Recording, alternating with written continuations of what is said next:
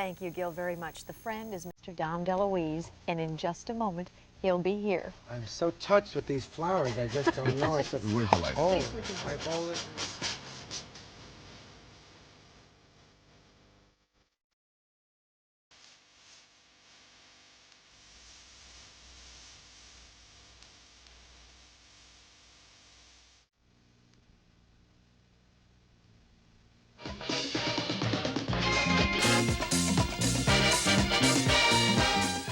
I love this man, but I'm not the only one in the nation. There's a lot of people who feel the same way. His name is Dom DeLuise, and we heartily welcome you to the Twin Cities. Oh, thank you. So nice to be here. It's a great pleasure to have And you. you here, do Dom. have more hair than I do. It's so mean. I'm going to start wearing a hat. You talked about the flowers. We usually do this only for the starlets that come in. But in your case, when is the last time that a local television show presented you with a dozen roses? It's a whole dozen roses? Yeah, now don't stick yourself. No, these are wonderful. I just love it. Well, listen, some people don't think that men like roses. Is there a whole dozen here?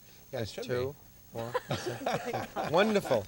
I'm very touched. Thank you so much. Okay, we look can at put 'em that back in red. the box Red so is you don't everywhere. Leave stick them right yourself. here. A dozen roses. Okay. Wow. Dom, people have become used over the years to seeing you sit on shows like the Johnny Yeah. Carson Show and others, and they see that fun-loving, fantastic guy. Then we see, Yeah. then we see you in the movies, and you make us laugh. But I happen to know there's a very serious side to you that is very thoughtful. You're a loving family man, and you have a lot of concerns. Yeah, well, I mean, I have an 82-year-old mother that I like to spend time with. My kids like to spend time with her. So you'll see me with an 82-year-old person, an 8-year-old boy, and we will have fun. I love tradition. I love a tradition.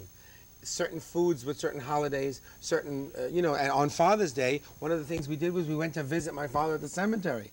Now that sounded almost, my kids said, what?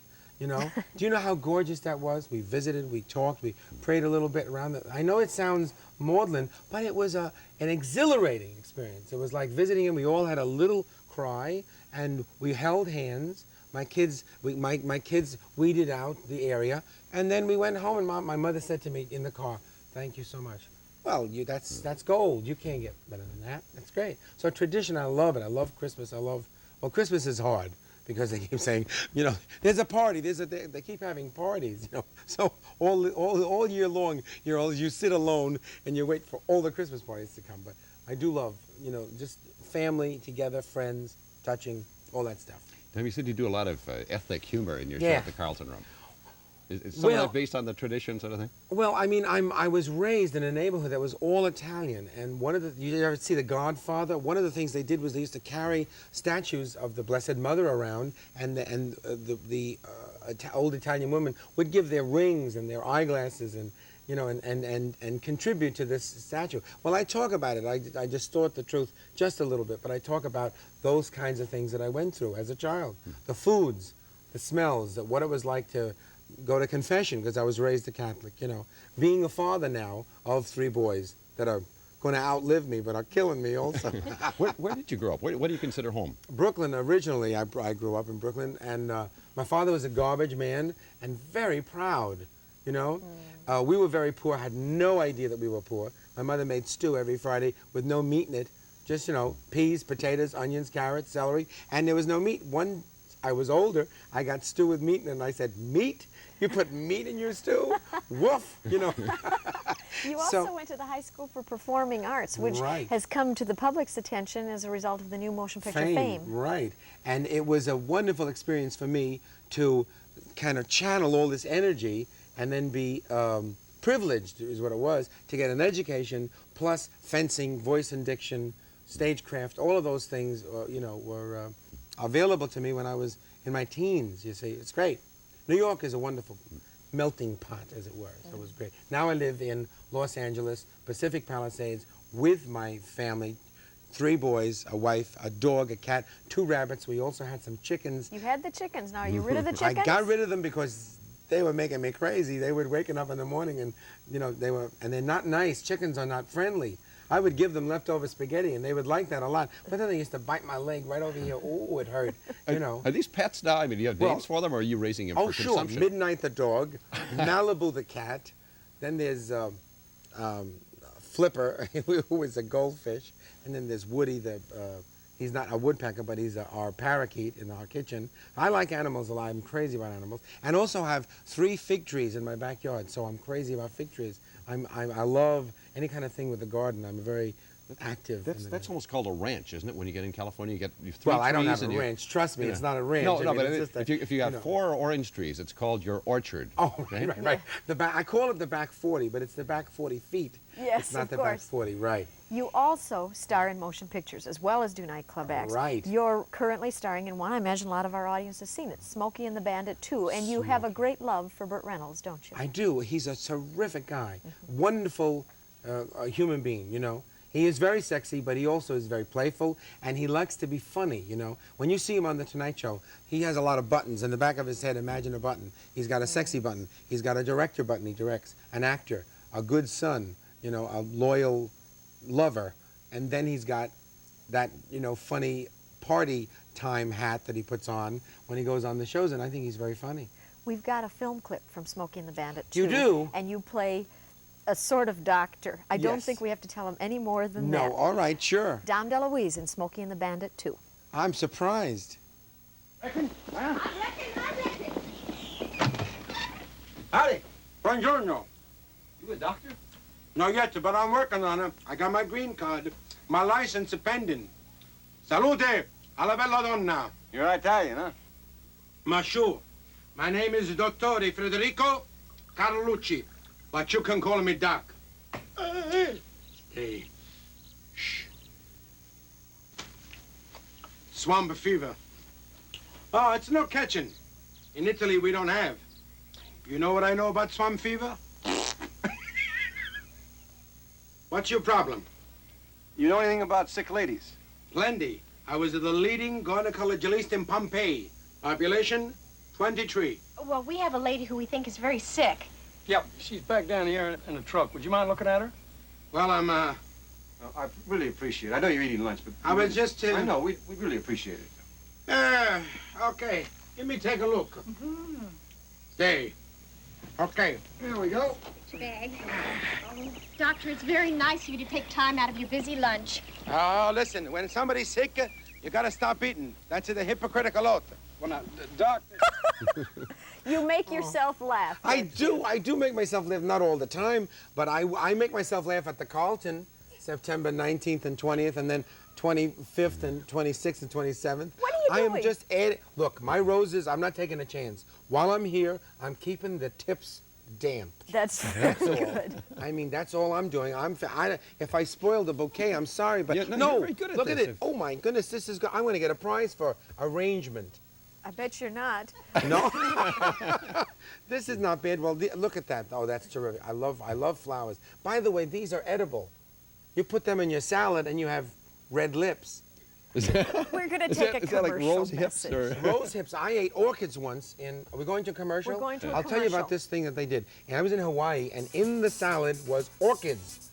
Orchids. I ate orchids. Can you imagine? No. And strawberries. Please, it was $1.75. It wasn't even worth it. We're going to commercial From a now? man who's always dieting, Dom DeLuise. He'll be right back. All right. So we'll Now, wait. did you know that?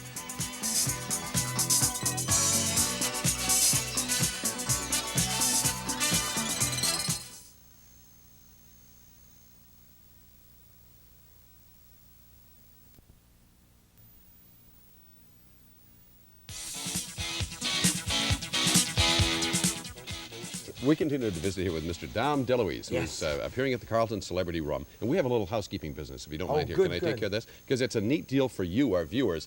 We have 300 free tickets for Sesame Street, which is a great effort. Wow. It's tonight's performance only. Now, all you have to do is to pick up to a half a dozen of these is stop by our studios. Please don't call us, but if you come by here, we'll give you up to a half dozen tickets for tonight's performance of Sesame Street, and everybody knows where we're located, on Boone Avenue on Highway 55 in Golden Valley. You said you worked with the Sesame Street people, Dom? Well, I mean, I did the Sesame Street. Oh, you did the Muppet movie. Right, the Muppet movie, and I did the course. Muppet television show, and I'm crazy about them. When I sat with Miss Piggy, now attached to Miss Piggy is a man whose arm is Frank coming out Oz. of her back. Right.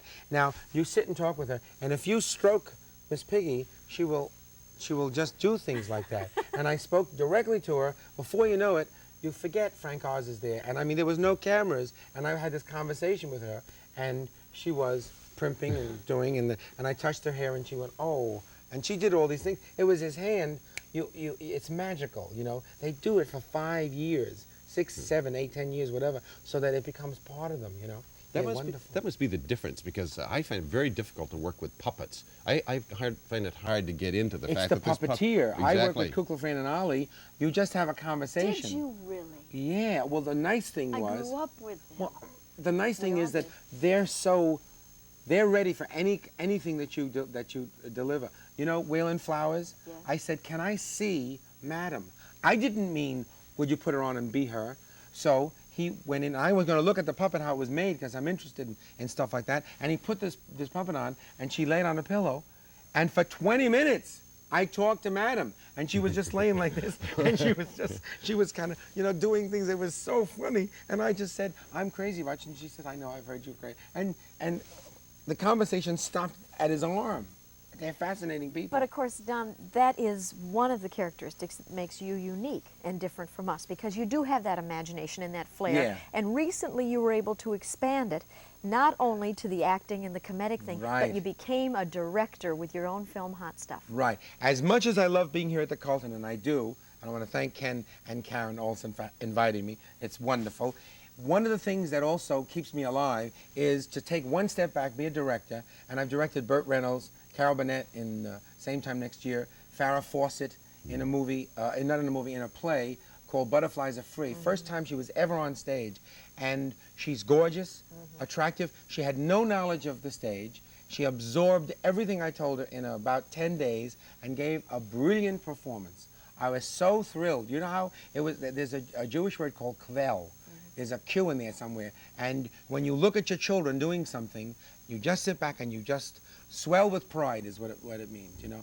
And I was so excited for her because, you know, she's been attacked by a lot of people, newspaper people. She's very nice. She's very talented. So being a director, I get a lot of joy. Hot Stuff, I directed a movie. I performed in it with Suzanne Plachette and Jerry Reed. And we have a film clip. Let's Oh, take a you're look- kidding! Yeah, we've got all of it. Roses and film clips, what's going on here? Let's take a little look at a sample here from Hot Stuff with Dom Chicken soup, my favorite. Everything I love. Yeah. Are you the authorized purchasing agent here? Yes, ma'am, I am. Would you be in the market for a kilo of Colombian gold? Oh, yeah, sure, right over here. We buy gold, silver, Mexican art, whatever, you know. No, young man. We're talking about something far more cultured. Oh, yeah? What? Mary Jane, 13.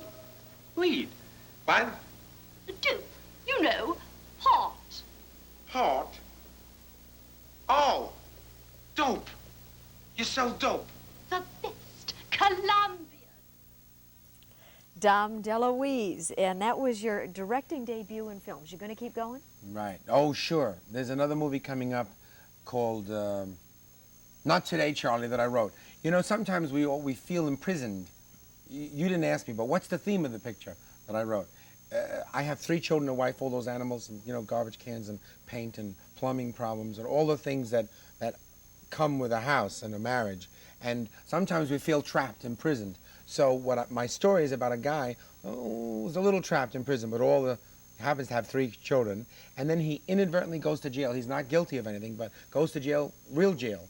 And then his reaction to jail makes him go home and see his used-to-be prison with new eyes. The grass is always greenest. You know, at the end of The Wizard of Oz, she said, "Oh, Annie M, there's no place like home." Yes. Well, the reality is that our lives are not really going to change. That this is what our life is. And then we keep saying, look at that guy, look at Burt Reynolds, look at him, he's got more hair, he's, you know, whatever you point and look and want. But the reality is that all your joys are as close as that. You know, we're out of time, and I wish we had an opportunity to explore time? this. I'm gonna run you know, for the one president. thing that I like most about you, that I'm most impressed Oh, by, tell me seriously, quickly. is your opportunity to release. You're not on, but there is so much just fantastic vitality in you. And so many of us hold back, and we play our tapes and so on. And you just obviously have a ball Oh, in thanks. life. That's great. That's great. I think it's good to take a chance, take a risk. You I do all the time. He's yeah. at the Carlton Celebrity Room. He's Dom DeLuise. You're gonna love it. Bring the Nice to kids, see you. bring Grandma, and make her sit right up front because I use them in the show. Thank you.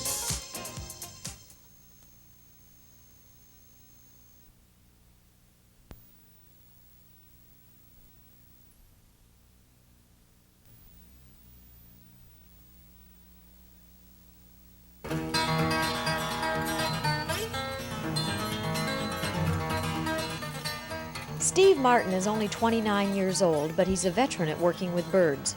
He spent 4 years at the San Diego Wildlife Park, training everything from parrots to eagles. Now he's on the road, and one of his stops is the Minnesota Zoo. Steve's hope is that through entertaining people, he'll also educate them about his bird friends. We're going to start out this bird show with a very common hawk in this area. Matter of fact, quite probably the most common type of hawk in the United States today, the red-tailed hawk. And we have a red-tailed hawk patiently waiting at the top of that hill up there, right under the solar panels. We're going to get her to fly down here, land on my hand.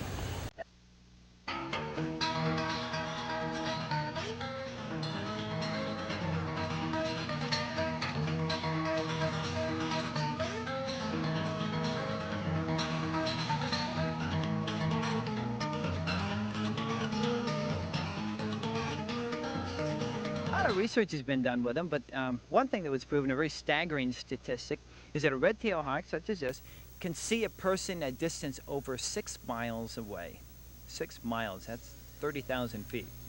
This is called a KARE. They're actually in the falcon family, but they're not a real falcon. More of a chicken than a falcon. It's the only bird that likes their head scratching. Watch what he does, how he puts him almost into a trance. He can take and move his body, and his head will stay in one spot. They love to have their head scratched. They eat a lot of carrion also. Yes, I know. Okay, I'll scratch your head again, baby. A lot of times, in order to teach, like with the KARE that scratches on the ground, the way we originally taught him was we brought him out and let him walk around in the grass. And finally he scratched and we threw a piece of meat down there. And he realized, you know, put the two together, then he'd scratch again, we put a piece of meat down there. Finally, we've taught him to scratch on cue, because we would always say, scratch, scratch, to encourage him to scratch. And so basically we're bringing out these natural behaviors in this environment so that the audience can see it. This bird is enormously intelligent, isn't it? Very smart. He's only been in training about 2 weeks now. And even less than 2 weeks. But it's just a tribute to how intelligent these ravens are. They are incredibly intelligent. A microphone. Would it be your judgment that they are among the most intelligent birds that you've worked with? Oh, definitely. They're far and away the most intelligent. Quite probably what I feel is the most intelligent type of bird in the United States. What are the steps to training and communicating with these birds? Well, it's something that's basically inborn, I think. I've raised birds and I've trained birds all my life. Always had birds and always been around birds. But basically the steps to training is being able to understand the bird, almost to the point of reading that bird's mind. You know, if you can understand what that bird's feeling or thinking, you can teach him or condition him to do, like we do, to do a natural behavior in a controlled situation. Training is such a positive thing. See, one thing about training birds, it's unlike training, say, your dog. A bird is free to fly away at any time, and if you make him do something he doesn't want to do, if he doesn't want to do it, he's not going to do it. He's going to fly away. You see, so it's a very, very positive type of training. Dinah is a peregrine falcon. Peregrines, like many birds of prey, are endangered. All birds of prey use their feet much more than their beak. This bird's feet, and they're called talons, are so large. Yes, the peregrines and most of the large falcon types have very large feet, and it's just to help hang on to the prey. Now, what her normal prey in the wild would be ducks and shorebird types, and often they catch very large prey. Like ducks, it's not uncommon for a peregrine to catch a good-sized duck. It's larger than her. Yes, often. That a girl. Oh, she's beautiful. This is a Harris hawk? Harris, Harris, yes, from Arizona, Texas, and California. Desert areas, mostly. They're very, very powerful flyers. They have short wings and bursts of speed, long tail, longer than red-tailed hawks. They're more maneuverable, they're lighter, they're quick. They're very intelligent also. Steve Martin, a man with a love for birds, spreading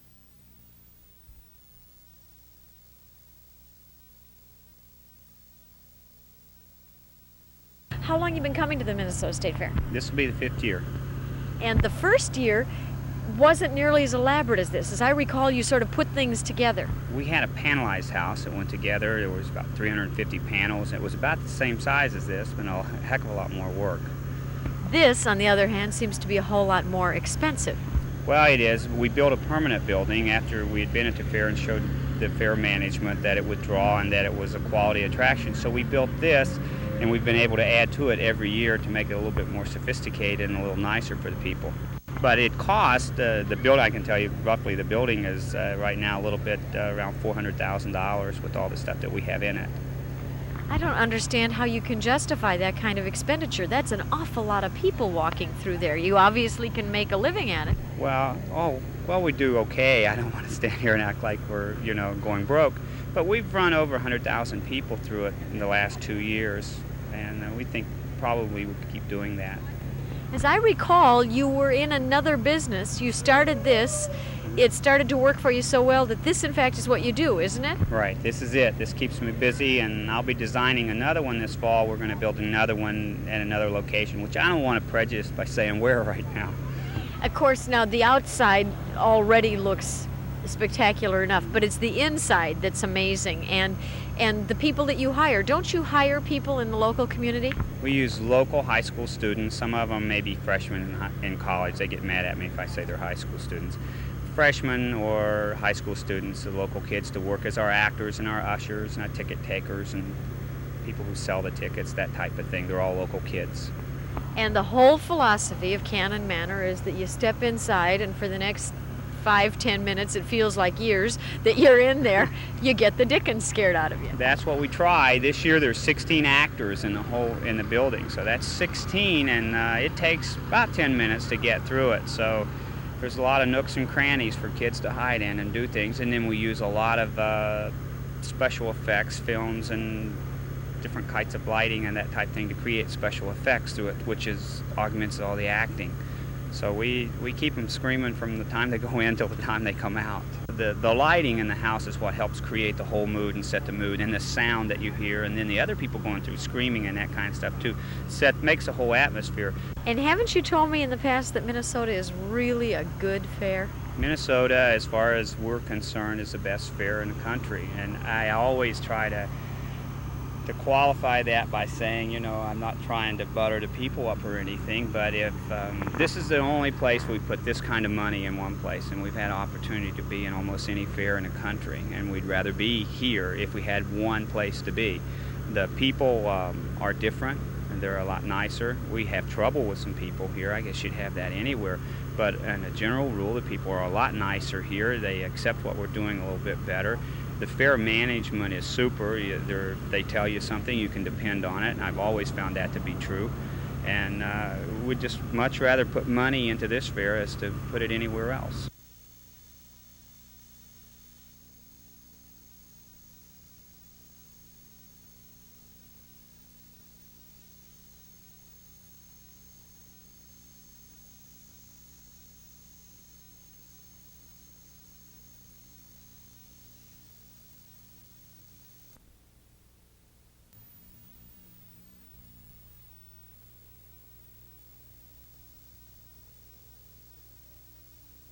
Most of us come to the state fair for one day, possibly two, and in the course of that time, we eat more than we should.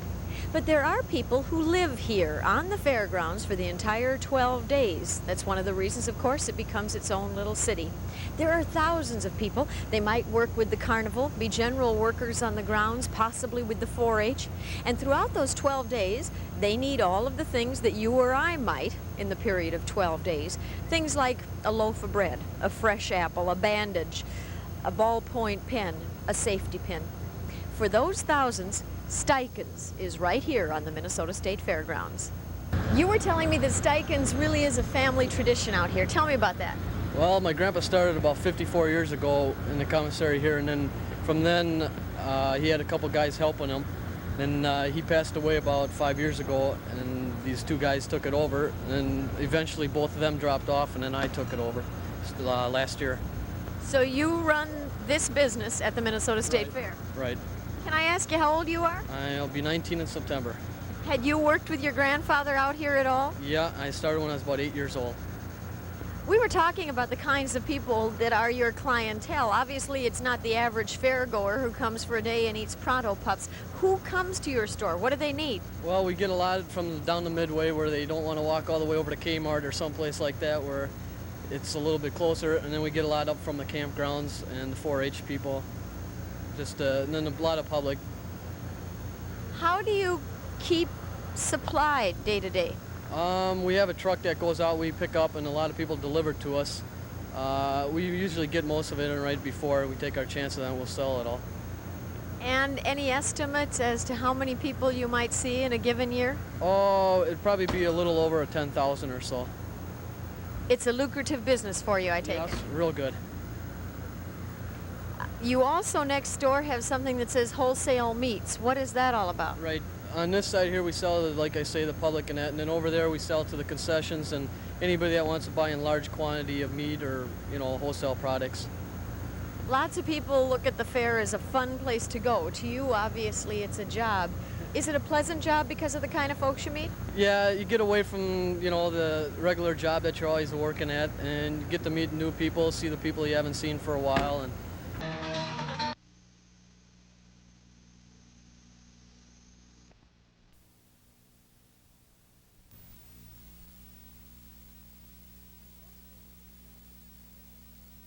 One's image of a traveling carnival like the Royal American shows might be that it's full of rough, tough old-timers, but there are some young newcomers, as we found out on the Midway during one of their setup days.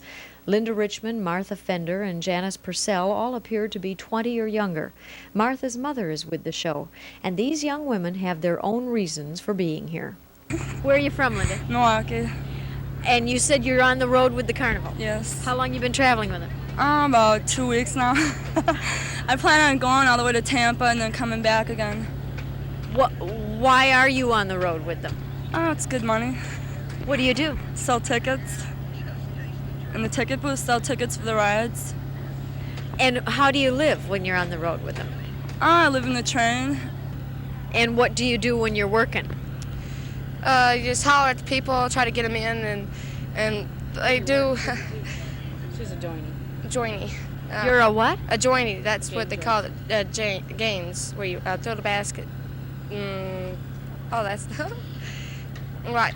Where I used to work, it's one ball, and we throw the ball, and if you knock them all over the shelf, then you get a prize. But it's a con game, right? So what you're really a professional con, right? There's a way of winning. There's always the way of winning. Every game you can win. Yeah. It takes practice, but you can win. Martha, you've only been with it 2 months. Is it a lifestyle you like? You think you're going to enjoy it? Yeah. It's pretty good. If you get to know everybody around, it's real fun, because you're all a family. You're just a family. And you all have a great time and everything. We're all for one and one for all. What did you say? We're all for one and we're one for all. Well, and how did you come to join the show? Well, I started going out with this guy that was on the show, and I got to Milwaukee, and he left, and I didn't. Oh, well. You like it? Yeah, because, everybody's not out to mess each other over. It's not a bunch of con artists. I mean, we are, but we're not, you know what I mean? Not to each other. It's fun. Everybody's real nice to each other. It looks like a really tough lifestyle for a young woman, isn't it? No, if you got a man with you, it really isn't, because they help you out, they give you money, and they support you, even if you do got a job. We look real grubby and stuff all the time. That's because we work hard. You never look like a lady. You never get the chance to act like a lady, but who wants to anyways?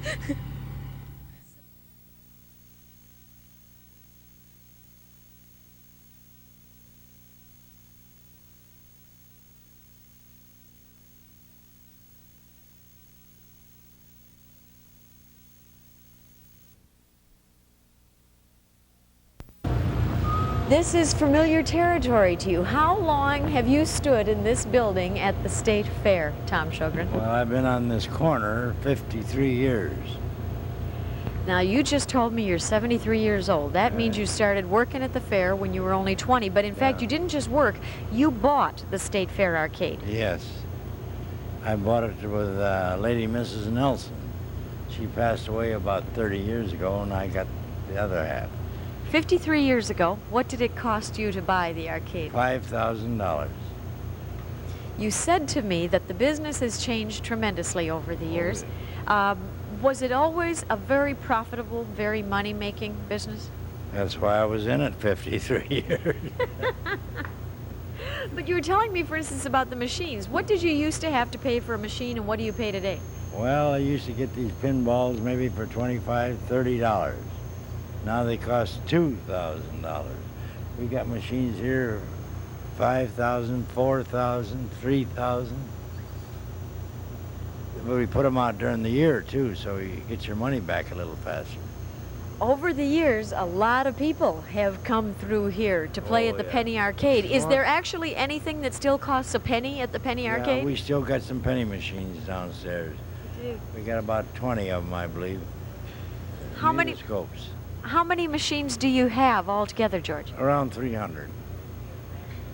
Well, Tom, if you've got around 300 machines, you've got quite a maintenance problem on your hands. Oh, yeah, we got mechanics that works through here besides Todd and I.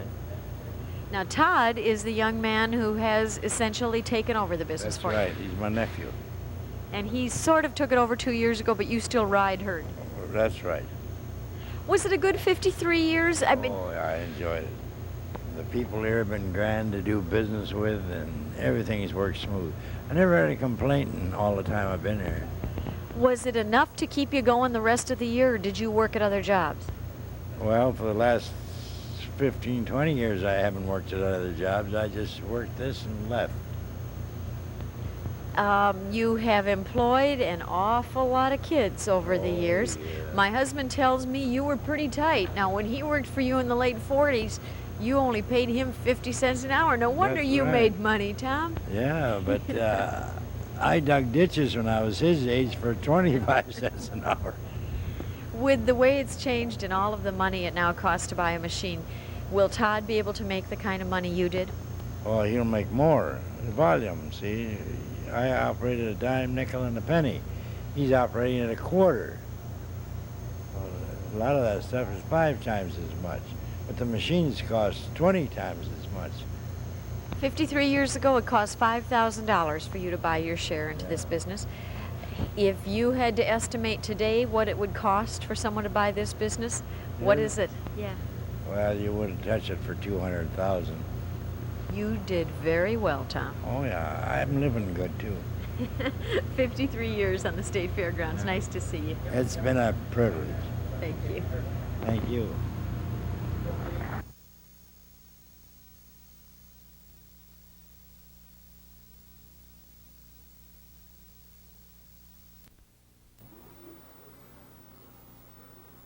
Joe Galasso has been, as he puts it, in show business for 40 years.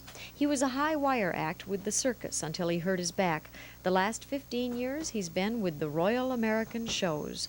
First, I have a glass house here, which is a mirror maze. You know, you walk in and get lost and look in the funny mirrors and so forth.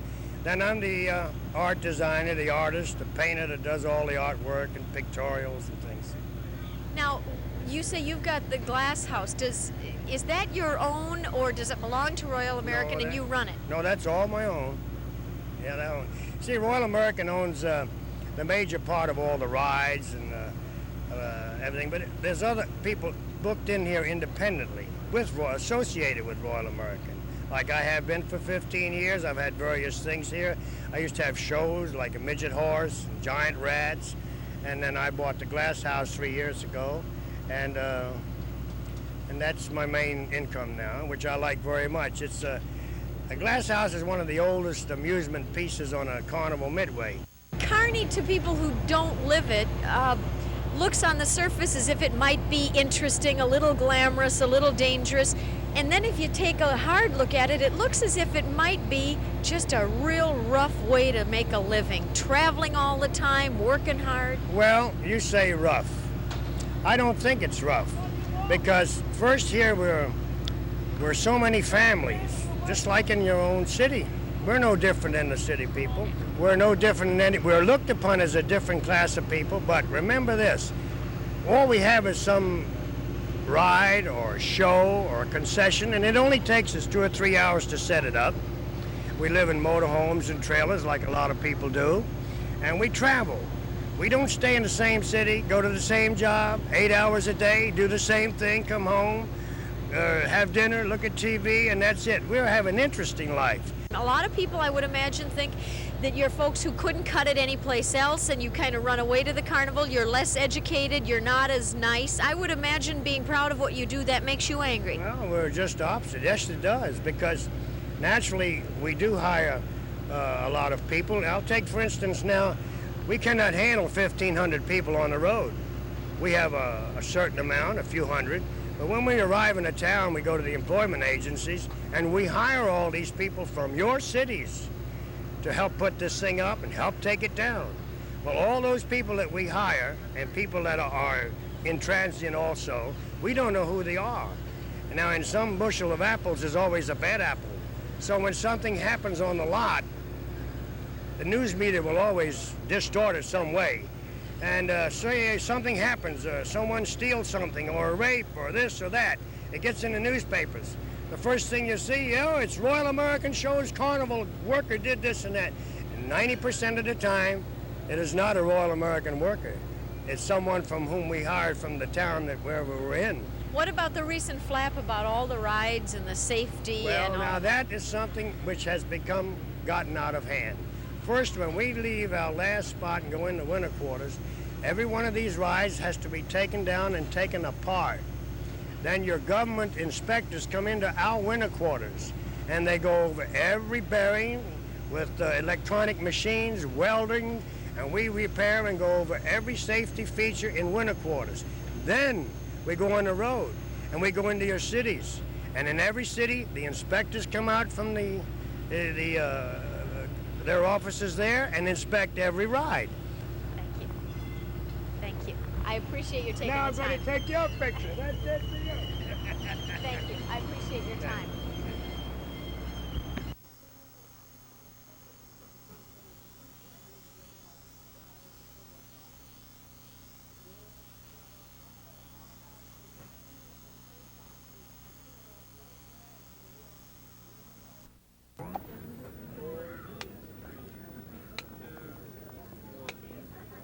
One of the favorite spots at the Minnesota State Fair is the Children's Barnyard, sponsored by the FFA, of course, Future Farmers of America. We have with us right now a gentleman who's a farrier science teacher. Is that right? He's Larry Oatman from Anoka. Correct. And farrier science obviously deals with horses. Right. And what we're doing right now is a procedure that all of us have heard about. Everybody knows you're supposed to shoe a horse, and folks like me who are from the city don't have any idea what that entails. You've already begun something, and look at how white this is. What have you done so far? So far we've removed the dead sole of the foot, and we've also trimmed off the hoof wall, the excess growth, which would be basically the same as the white of the fingernail on a human being. Why does a horse have to be shoed? Because obviously, unless a horse is in captivity, and for hundreds of years they were wild, they didn't wear shoes. Very correct. The horses that ran wild, of course, obviously were not shod or trimmed, but what they did do was the law of nature said that the ones that became lame, had splits in their feet, anything that they couldn't run away from their predators, of course they were lost. And now, so the shoe will, in fact, protect the foot. Correct. The shoe is put on the horse's foot to utilize, so that you can utilize the animal on hard surface or in the show ring or wherever you want to use the animal, so that the hoof wall does not wear down to the sensitive structures that it protects. All right, well, I'm most interested to see how a shoe is put on, so why don't we let you begin. By the way, if you see on the other side a beautiful little colt, is that the right word? Correct. Okay, I thought it was a baby horse. It's her baby horse. And as you go along, let me just keep the microphone with you, Larry, and you tell us what you're doing now. Okay, right now I'm just taking a file. It's called a rasp, and we're just leveling the foot off, making sure it's perfectly level to receive the shoe, and making sure that the foot has the shape that it should have. This foot is, the mare's been out in pasture. She's not been able to wear her feet off, so she had quite a bit of excess, and we're just trimmed that off, and we're leveling the foot up, ready to put the shoe on. She seems so calm, as if she doesn't mind the fact that you're doing this. I lucked out. Sometimes are they very rambunctious? Sometimes they try to wear you out. This mare stood very, very nicely for us today. All right, what's the next step? We need a shoe. That's right. We'll go over here by the forge and pull it out. Okay, I'm going to come with you. Excuse us, sweet girl. If somebody will help me with the cord. All right. Now, we used to see the banging and clanging all the time, and can Bob Hansen, our cameraman, see that, Bob? Okay. You're shaping it to her shaped foot? Right. We reshaped this, or pre-shaped it, and made it a little bit ago. We did the other side of this mare this morning on an earlier demonstration. So I'm going to see how close I am from memory. But we made this shoe up about a half hour ago, and it's still warm. We're going to take it over to the foot and see if it fits. If it doesn't, I'll bring it back to the anvil and alter it and make it fit. And we might have to make 1 or 2 trips back to the foot to make sure it fits correctly. And the shoe is made out of what? Mild steel. And when put on should last how long? The shoe will last probably the whole summer, but the shoe should be pulled off in 6 weeks. The foot should be trimmed down again, and then the shoe reset. Okay, let's see if it fits the old girl here. See if you did your job right, Larry. How's it look? Not too bad. I kind of lucked out.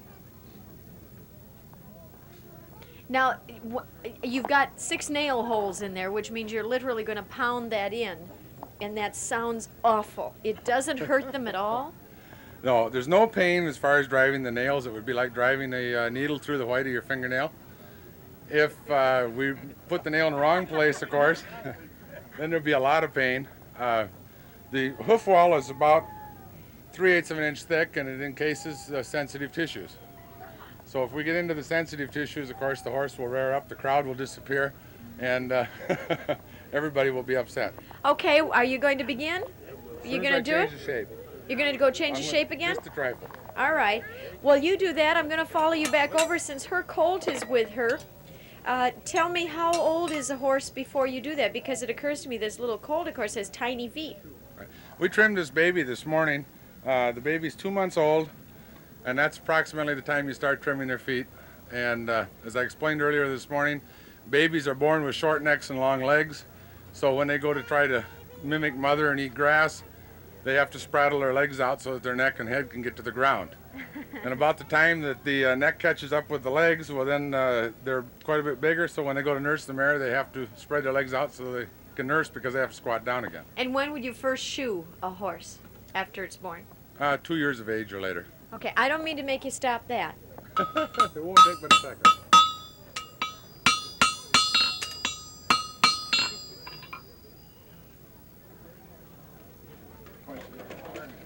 Okay, now he's putting it in some water down there, I assume to cool it off? Mm-hmm. All right, I knew that one. That's about as much as I've known so far today. All right. How do you like the fit? I don't like it yet. Okay, why? Tell me, what are we looking for? It looks fine to me. It fits fine all the way on the outside of the foot, but you'll notice we have foot hanging over the shoe on the inside here. Just a trifle. All right. The Only foot an will expert could expand. see that, by the way. As we nail this shoe on, the shoe will not change shape, of course, but the foot will. The foot will expand as the foot is what we call turned or loaded. When there's weight on it, it expands. When it's picked up, it contracts. So we go back again and make it a little fatter. One more bump.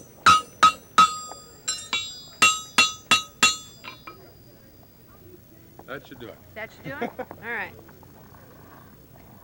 If it doesn't, we're going to put it on anyhow. The art of blacksmithing is indeed a lost art. I mean, people used to make a living at it. There can't be that many people who can survive with it any longer because there aren't as many horses. That's a misconception. Right now, our metro area is the largest metro, or second largest metro area in the United States as far as horse population. Oh, my God. And in the 7-county area, we have approximately 80,000 saddle horses. That's a lot of shoes.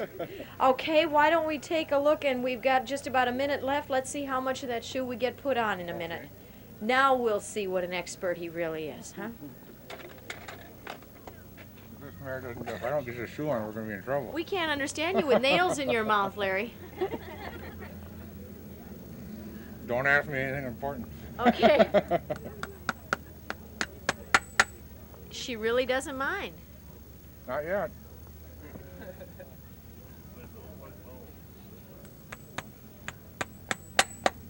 Okay, now wait a minute. The nail is coming out the other end over here. Mm-hmm. Oh, and you just broke it off. Right. These nails are extremely sharp and they're flat. So as soon as they come through the foot, you break them off. Otherwise, the mare, if she mare jerks, my fingers usually are in the way. If they're not, my legs are. How's she like the fit? She seems very happy. They're still on. She's standing on it. We're just about done. Can somebody bring this little colt over here? It is the sweetest little thing, and I don't know if we've gotten a very good look at it. If you have not been to the Children's Barnyard, hello baby, at the Minnesota State Fair, do come on over. They have interesting demonstrations going on all the time. Little horses will touch you. There's ducklings and chicks and people like Larry Oatman. Thank you. Thank you, Dean, very much. Nice to be at the Children's Barnyard at the Minnesota State Fair. Thank you, girl. Thank you all. Larry, by the way, is not done, but our piece for the air is done.